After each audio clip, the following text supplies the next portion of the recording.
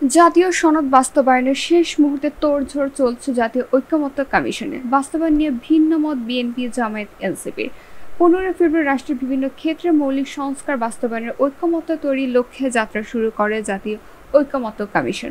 এখন পর্যন্ত মোটা দাগে নির্বাচন কমিশন গঠনে সর্বসম্মতভাবে রাজনৈতিক দলগুলোর মধ্যে ঐক্য হয়েছে। জুলাই সনদ নিয়ে চলছে রাজনীতিতে নানা সমীকরণ। বিএনপির আপত্তির পরে এতে বেশ কিছু বিষয় স্থান পাচ্ছে। তবে শতভাগ ঐক্য হওয়া বিষয়গুলো নিয়ে সিদ্ধান্তের পরামর্শ বিএনপির।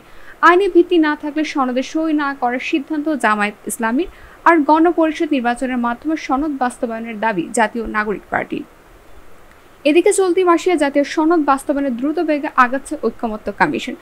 দলীয় প্রধানমন্ত্রী হতে পারবেন না কিংবা জ্যেষ্ঠতম বিচারকের প্রধান বিচারপতি হবেন এমন নানা সিদ্ধান্তে বিএনপির আপত্তির পরও বৈঠকে উপস্থিত সংখ্যাগরিষ্ঠ দলের মতামতের সিদ্ধান্তে পৌঁছাচ্ছে কমিশন। যদিও এসব সিদ্ধান্তে নোট অব ডিসেন্ট থাকছে বিএনপি ও সমমাননা দলগুলোর।